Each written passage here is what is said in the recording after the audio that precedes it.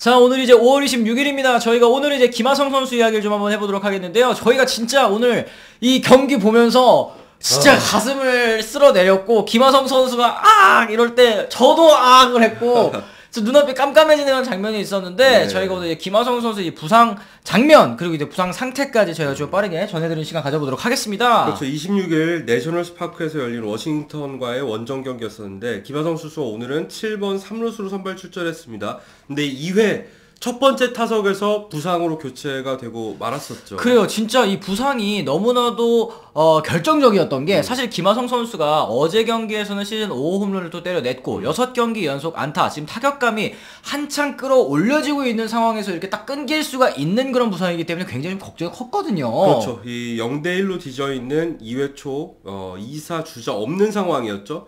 상대 투수인 제이크 어빈의 2구째 93.8마일짜리 투심 패스볼을 때렸는데, 그 파울 타구에 이제 왼쪽 무릎이죠. 왼쪽 무릎을 강타를 하면서, 사실 이게 크게 스윙을 하는 과정에서 앞발 쪽을 내딛는 상황에서 그 부위를 맞았기 때문에 골절이라던가 아니면 인대 손상까지도 우려할 수 있는 부상이었습니다. 그러니까요. 사실 김하성 선수가 이렇게 파울 타고 맞고도 이렇게 툭툭 털고 일어나거나, 아니면 그렇죠. 이제 곧바로 그냥 사고를 맞더라도 탁탁 털고 그냥 일로 이렇게 뛰어가는 선수였기 때문에 이 부상이 진짜 얼마나 아팠을까, 이게 좀 엿보일 수 있는 그런 장면이었고, 그리고 걱정됐었던 건 사실 김하성 선수가 왼쪽 다리에 체중을 실지도 못하고 이 양쪽의 트레이너들의 부축을 받고 이제 경기장을 빠져나간 거, 이거는 사실 진짜 큰 부상이 우려되는 그런 장면 아니었습니까? 그렇죠. 사실 한국 메이저리그 팬들, 그리고 김하성 선수의 팬들뿐만 아니라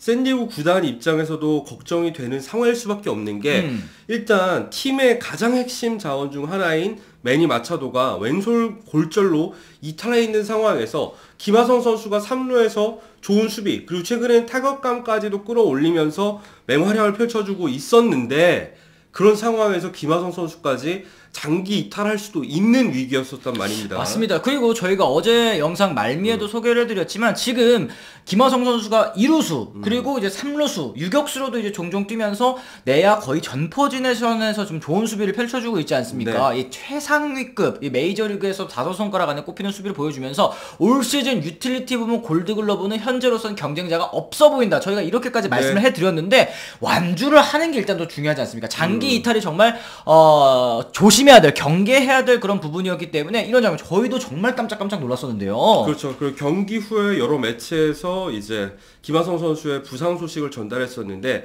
MLB.com의 AJ 카사벨이 이제 멜빈 감독한테 들은 바에 따르면 엑스레이 검사 결과 다행히 큰 이상은 없다고 합니다. 다만 이 타박상을 입었다고 해요. 그렇죠. 이제 27일 내일부터 시작되는 양키스전에 이제 출전은 불투명하지만 현재로서는 부상자 명단에 오를 가능성은 없어 보인다라는 이제 얘기를 했으니까 일단은 좀 안도의 한숨을 쉴 수 있는 그런 상황인 것 같습니다. 진짜 부상을 다행히도 최소화할 수 있는 상황이 됐고요. 김하성 선수의 인터뷰를 들어보면은 다행히 나쁜 결과는 없었고 단지 타박상이라고 들었다. 그러나 매우 아팠다. 내일 어떨지 한번 봐야 될 것 같다. 지금은 걷기 약간 힘든 정도다. 맞았을 때는 최악의 상황까지 생각을 했다라고 했습니다. 얼마나 아팠으면은 진짜. 그러니까요. 다행히도 이제 검사 결과가 좋았고 예상보다 훨씬 나았다라고 하니까 김하성 선수 본인도 마찬가지고 현지 언론, 그리고 이제 샌디에고 팬들도 가슴을 쓸어내린 그런 부상이었다고 할 수 있을 것 같습니다. 근데 오히려 이 김하성 선수가 이렇게 부상 때문에, 그리고 굉장히 좀 아파 보였고 이거 큰 부상일 수도 있겠다라는 생각을 했기 때문에 현지에서도 이거 굉장히 또 중점적으로 다뤘단 말이에요. 오히려 이렇게 부상 때문에 경기에 빠지니까 김하성 선수의 존재감, 그리고 이 팀 내에서 이 가지고 있는 입지가 어느 정도인지 오히려 좀 알 수 있는 그런 계기이기도 했습니다. 그렇죠. 이 미국 매체인 디애슬레틱에 따르면은 리그 DRS, 그러니까 수비 기여도죠, 선두권인 김하성 선수를 읽는 거는 오도어나 딕슨을 써야 된다는 뜻이다라는 얘기를 했는데요. 사실 그렇지 않아도 사실 마차도가 부상을 당하면서 오도어가 최근에 2루수로 출전을 한 경우가 굉장히 많이 늘어났는데, 딕슨도 수비가 좋은 내야수는 아니다, 이렇게 얘기를 했습니다. 그래, 그렇기 때문에 만약에 김하성 선수가 장기 이탈 좀 많이 오래 빠져있는 상황이라면 딕슨이 1루, 그리고 크로네너스가 다시 2루로 가고, 그렇죠. 오도어가 또 3루로 가는 이런 시나리오까지 사실은 구상을 해놨었는데, 김하성 선수가 지금으로서는 한 몇 경기 정도만 제외되고 다시 선발 라인업에 복귀할 수 있다는 거, 이거 샌디에고 입장에서 굉장히 좀 다행일 것 같고, MLB.com도 내야 어디에서나 훌륭한 수비수인 김하성이 그 역할을 훌륭하게 수행해 왔기 때문에 김하성이 또 빠지지 않게 돼서 정말 다행이다, 뭐 이런 쪽으로 얘기를 했습니다. 자, 어쨌든 김하성 선수가 부상을 당하니까 오히려 이제 샌디에고에서의 입지라던가 한국 메이저리그 팬들 사이에서 이 김하성이 차지하고 있는 비중이 더 느껴졌었던 것 같은데, 그러니까 없어 보니까 알겠더라고요. 그러니까요. 네. 어쨌든 큰 부상은 정말 아니어서 다행이고, 이렇게 부상자 명단 등재를 피하게 되면서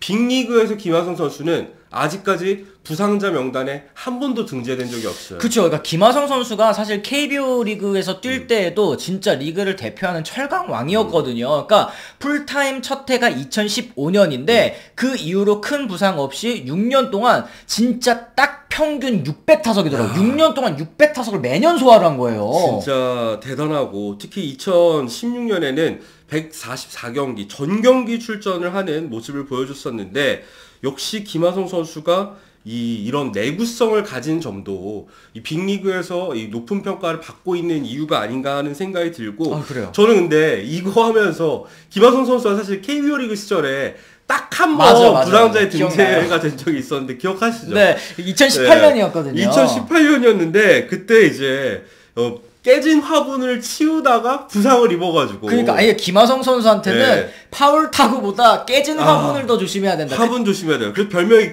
김화분이었잖아요. 그 장에 그때 제가 기억이 나는 게, 네. 강아지가 놀다가 이제 화분을 깨뜨렸고 그걸 이제 맞아요. 치우다가 손바닥에 이제 7방을 깨매는 그런 부상. 그리고 이건 사실 개인 과실 때문에 생긴 부상이기 때문에 팀에서도 좀 페널티를 받았었던 게 기억이 나는데, 그럼에도 불구하고 그 시즌에도 129경기 나왔고요. 576타석을 소화를 네. 했으니까 정말 짧게, 그런 이제 진짜 뭐라고 해야 될까, 재수가 없는 부상 요런 거를 빼놓고는 그동안 정말 그러니까 큰 부상 했었다는 거죠. 경기 중에 입은 부상이 없다는 게 참 대단하다고 생각이 듭니다. 그리고 일단은 이 김하성 선수가 타박상인 걸로 지금 밝혀졌는데, 물론 상태를 좀 더 보기는 하겠지만 이탈 시간 한 어느 정도 좀 될 걸로 예상을 하시나요? 지금 걷기 힘든 상태라고 하는데 내일 되면 갑자기 멀쩡한 건 사실 기대하기 힘들죠. 쉽지 않죠. 네. 아무래도 이제 몇 경기 정도는 결장을 해야 되는 상황 같이 보이는데 아마 양키스전에 출전은 어렵지 않을까 저는 생각을 합니다. 그렇죠. 지금 요번 주말에 양키 스타디움 원정에서 3경기를 치르고 휴식을 하루 있고 그 다음에 이제 마이애미로 또 원정을 떠나는 그렇죠. 걸로 제가 알고 있는데, 그렇기 때문에 만약에 좀 더 휴식을 넉넉하게 잡는다면 다음 마이애미전부터 출전 뭐 요 정도는 좀 가능하지 맞아요. 않을까, 이런 생각을 좀 해봅니다. 자, 오늘 네. 경기 좀 얘기를 해보자면은 사실 1회부터 이 선취점을 내주면서 샌디에고가 끌려가는 모습을 보여줬었습니다.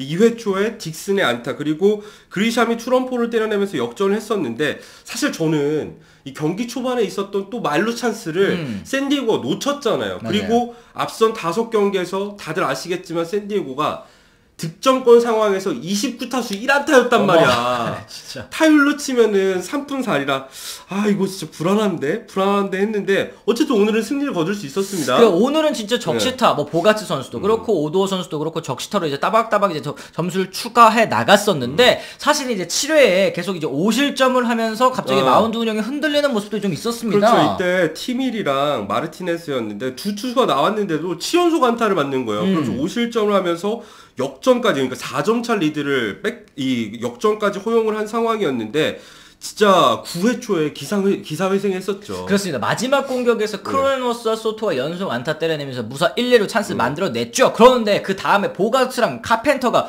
연속 삼진을 당하는 거야.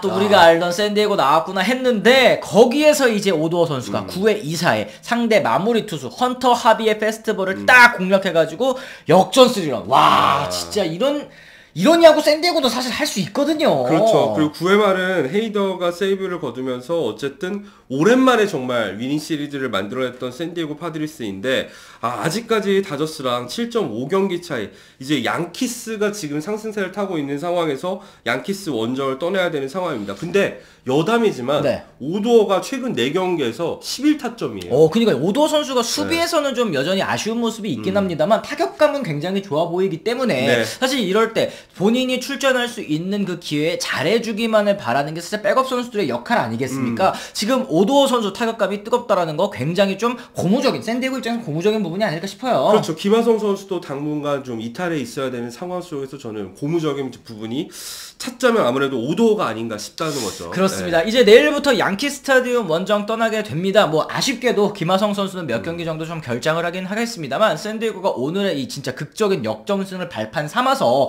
분위기 반전의 계기로 좀 삼아서 좀 성적도 올라가는 그런 모습을 좀 보여주기를 바랄 수밖에 지금 없는 상황 아니겠습니까? 뭐 할 수 있는 게 사실은 없어요. 샌디에고 입장에서. 여러분들께서는 오늘 경기 이제 김하성 선수의 부상 장면 그리고 오늘 경기 내용 뭐 모두 다 좀 극적이었던 것 같습니다. 극적이었다라는 게 어떻게 이러다 다행이다 이러니까 저도 진짜 긴장이 풀리는 거예요. 저 오전에 이제 브런치 녹화하러 가는 내내 김하성 선수만 생각이 나는 거야. 그런데 정말 결과 다행이라서 다행입니다. 네, 정말 저희도 너무 다행이라고 생각합니다. 여러분들께서도 댓글 좀 많이 달아주시면 좋을 것 같고요. 저희는 다음 컨텐츠로 다시 돌아오겠다는 말씀 전해드리면서 오늘 이만 물러가 보도록 하겠습니다. 지금까지 시청해주신 분들 모두 감사합니다. 고맙습니다.